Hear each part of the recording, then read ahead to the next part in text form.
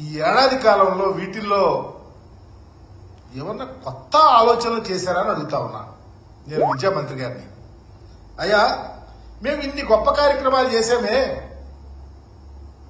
మీరు ఈ సంవత్సర కాలంలో వీటితో పాటు లేకపోతే వీటినైనా లేకపోతే ఇవి కాకుండానైనా విద్యా వ్యవస్థలో ఏమన్నా గొప్ప మార్పులు తెచ్చారో చెప్పమని అడుగుతా ఉన్నా.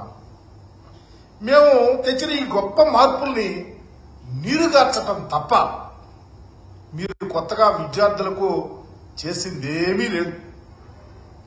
ఇంగ్లీష్ మీడియాన్ని తీసేశారు, దానికి ఒక కథ చెబుతారు.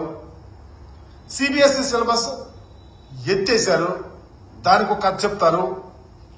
సబ్జెక్ట్ టీచర్ కాన్సెప్ట్ అనేది గాలి వదిలేశారు, దానికి ఒక వేదాంతం చెప్తారు. ఐబీ అనేది అసలు లేదు, టోఫెల్ విధానాన్ని పూర్తిగా రద్దు చేశారు. దాని గురించి చెప్తా ఉంటే మీరు కొత్త పొంకాలుగా అబద్దాలు చెప్తారు. చివరికి అమ్మఒడి కూడా ఇవ్వకుండా మోసం చేశారు, తల్లికి వందనం అని చెప్పి. అమ్మఒడికి 13,313 కోట్ల రూపాయలు కావాల్సి వస్తే మీరు 8,828 కోట్లు రిలీజ్ చేసి ఎవరి ముక్కులో పెడతారు? ఏం చేయాలనుకుంటున్నారు విద్యా వ్యవస్థను అడుగుతా ఉన్నా. నేను ఒక విషయం గుర్తొస్తుంది ఇక్కడ. బాబాసాహెబ్ అంబేద్కర్ గారు చెప్పారు, ఆయన రాజ్యాంగం రాసినప్పుడు, రాజ్యాంగాన్ని ప్రసాదించినప్పుడు, ప్రజలకు అంకితం చేసినప్పుడు ఈ రాజ్యాంగాన్ని ఇంత గొప్ప ఆలోచనలో ముందుకు తీసుకెళ్లాలి కానీ ఆయన ఆలోచనలను గాలికి వదిలేస్తే అవసరమైతే రాజ్యాంగ వ్యవస్థను వెనక తీసుకెళ్లొద్దని చెప్పి కోరుకున్నటువంటి పరిస్థితిని మీరు విద్యా వ్యవస్థలో ఆంధ్రప్రదేశ్లో జగన్మోహన్ రెడ్డి గారు పెట్టిన గొప్ప కార్యక్రమాలను మీరు వెనక్కి తీసుకెళ్లిపోతా ఉన్నారని చెప్పడానికి ఏమాత్రం సంకోచించలా. ఈరోజు చూస్తా ఉంటే ఎంత దారుణం అంటే విద్యా వ్యవస్థలో ఈ గొప్ప మార్పులు ప్రపంచంలో అందరూ కొనియాడుతా ఉన్నారు, హర్షిస్తా ఉన్నారు. జగన్మోహన్ రెడ్డి గారు తీసుకొచ్చిన ఈ మార్పులు అనేక మంది బయట రాష్ట్రాలు, బయట దేశాల వాళ్ళు వచ్చి కూడా హర్షించిపోతే మీరు మాత్రం అసెంబ్లీలో దెయ్యాలు వేదాలు వల్లించినట్టు మీరు ఎగతాళి చేయటం, విద్యా వ్యవస్థ కోసం మీరు ప్రేలాపనలు చూస్తూ ఉంటే సిగ్గేస్తా ఉంది. నేను లోకేష్ గారిని సూటిగా కొన్ని ప్రశ్నలు అడుగుతా, దానికి సమాధానం చెప్పమని అడుగుతా ఉన్నా. అయ్యా, మీ నాన్న ఈసారితో 4వసారి ముఖ్యమంత్రిగా పనిచేస్తున్నాడు. మీరు ఒకసారి దొడ్డిదారిని, ఇప్పుడేమో సకల మంత్రిగా పనిచేస్తా ఉన్నారు. లోకేష్ గారు, మీ తండ్రి మీరు రాజకీయ జీవితంలో ప్రభుత్వ విద్యారంగం మీద ఎప్పుడైనా ఒక సాఫ్ట్ కార్నర్లో మంచి ఆలోచనలో ఆలోచించారా అని అడుగుతా ఉన్నా. నాడు నేడుల ద్వారా బడులను దేవాలయాలుగా జగన్మోహన్ రెడ్డి గారు చేస్తే ఆ ఆలోచన మీకు ఎప్పుడన్నా వచ్చిందా తండ్రి కొడుకు అని అడుగుతా ఉన్నా. చదువులు ప్రోత్సహించడానికి అమ్మఒడి కార్యక్రమం లాంటి ఆలోచన చెయ్యాలని మీకు ఎప్పుడు వచ్చిందా అని అడుగుతా ఉన్నా. కనీసం పూర్తి స్థాయిలో ఇంగ్లీష్ మీడియం అమలు చేయాలని ఆలోచన ఎప్పుడన్నా వచ్చిందా అని అడుగుతా ఉన్నా. కనీసం సబ్జెక్ట్ టీచర్ కాన్సెప్ట్ గురించి మీ మధ్యలో ఎప్పుడన్నా వెలిగిందా అని అడుగుతా ఉన్నా.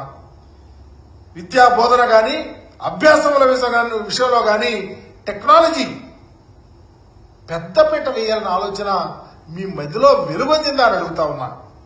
కనీసం పిల్లలకి ఇచ్చే 3 జతల యూనిఫారాలు ఇవ్వాలన్న ఆలోచన కూడా మీకు ఎప్పుడు వచ్చిందని నేను అనుకోవటల్లా. చివరికి మీరు ఈ 9-10 నెలల ఈ సంవత్సరం లోపు కాలంలో ఒక్క జత షూ అన్న పిల్లలకి ఇచ్చారని అడుగుతా ఉన్నా. అయ్యా, స్టాన్ఫోర్డ్ యూనివర్సిటీలో ఫీజు కట్టి చేరారు, మీరు చదువుకున్నారు. కానీ మీరు విద్యామంత్రిగా ఉన్నారే, అప్పుడు ఫీజు కట్టిందన్న గుర్తొస్తే ఇప్పుడు ప్రభుత్వ విద్య మీద కొంత ఆలోచనతో పనిచేస్తారు. మీరు ఎందుకు చేయలేకపోతా ఉన్నారు అని కూడా అడుగుతా ఉన్నా. చివరికి రాష్ట్రంలో విద్యారంగాన్ని పునరుజ్జీవనం తీసుకోవటానికి మీ పాత్ర ఏముందో విద్యామంత్రి గారు ఒక్కసారి పత్రికాముఖంగా వచ్చి నేను ఎన్ని అడిగా కదా మీరు సమాధానం చెప్పగలుగుతారని కూడా డిమాండ్ చేస్తా ఉన్నా. ప్రపంచ స్థాయిలో పిల్లలను తయారు చేయడానికి మేము గొప్ప గొప్ప ప్రణాళికలు చేశాం. ప్రణాళికలు ప్రతిఫలం ఈరోజు రాష్ట్రం యావత్తు పేదల కుటుంబాలలో ఆనందాలు వెర్రివిడిచినాయి. కానీ మీరు ఎందుకని విద్యా వ్యవస్థను అపాతాళానికి తీసుకెళ్లారని కూడా మిమ్మల్ని డిమాండ్ చేస్తా ఉన్నాం. చివరికి మీరు పిల్లలకు ఇచ్చే బ్యాగుల మీద, పుస్తకాల మీద జగన్మోహన్ రెడ్డి గారి బొమ్మేశారని ఎగతాళి చేస్తా ఉన్నారే. జగన్మోహన్ రెడ్డి గారు ముఖ్యమంత్రి అయ్యా, ఆ బ్యాగుల మీద బొమ్మేసేటప్పుడు ఎక్కారు, జాగ్రత్త, మీరు బొమ్మ వేస్తా ఉన్నారు. బాధ్యతాయుతంగా బ్యాగులు గాని, పుస్తకాలు గాని జాగ్రత్తగా ఉండాలని ఆలోచింప చేసే విధంగా మాట్లాడిన ముఖ్యమంత్రి అయ్యా. మీకులాగా ఇదిగో మీ నాన్న ముఖ్యమంత్రి గారు పుస్తకాల మీద బొమ్మలే లేదా, మీరిచ్చే వాటి మీద,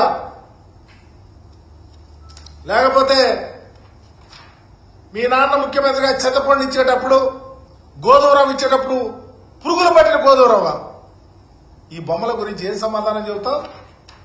కుట్టు మిషన్లు ఇచ్చేటప్పుడు, మహిళలకు కుట్టు మిషన్లు ఇచ్చేటప్పుడు, శిశురక్షణకు సంబంధించి చివరికి పిల్లలకి సైకిల్ ఇచ్చేటప్పుడు మీ నాన్నగారి ఫోటోలు వేసారే. లాస్ట్ కి అప్పడాల మీద కూడా,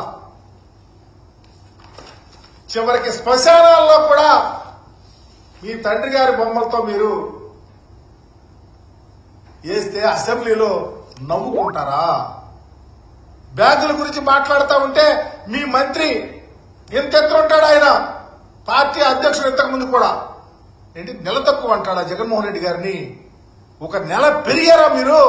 పుట్టికిన ఆయన నెల ఎక్కువగా పుట్టాడేమో, ఆ పుస్తకాల మీద వాటి మీద కానీ ఆయన బొమ్మ వేస్తే పిల్లలు దొరుచుకుంటారు. ఇంత బాధ్యతారాహిత్యంగా అసెంబ్లీలో మీరు మాట్లాడుతూ ఉన్నారంటే స్కూల్ ఎడ్యుకేషన్ సిస్టాన్ని ఎంత నాశనం చేశారో ఈ రాష్ట్ర ప్రజలకు అర్థమవుతా ఉంది. ఈరోజు ఎంత దారుణం అంటే, ఒక ప్రక్క స్కూల్ ఎడ్యుకేషన్, రెండవ ప్రక్క హైర్ ఎడ్యుకేషన్. యూనివర్సిటీల దగ్గరకు వస్తే ఎంత అన్యాయం అంటే, విశ్వవిద్యాలయాలను పూర్తిగా కలుషితం చేసేసారు. వీసీలు మీవాడైతే రిజిస్ట్రార్లు మీ చెప్పు చేతల్లో ఉండేవాడు. రిజిస్ట్రార్లు మీవాడైతే వీసీలు మీ చెప్పు చేతల్లో ఉండేవాడు. విద్యారంగంలో ఉన్న వాళ్ళకి ఆంధ్రప్రదేశ్ లో విశ్వవిద్యాలయాల్లో ఏ విధంగా జరుగుతా ఉందో పూర్తిగా కళ్లకు అద్దపట్టే విధంగా ఉంది. కుల రాజకీయాలు జరుగుతున్నాయే తప్ప విశ్వవిద్యాలయాల్లో అంతకన్నా మించి ఏం జరగటల్లా. మా ప్రభుత్వ హయాంలో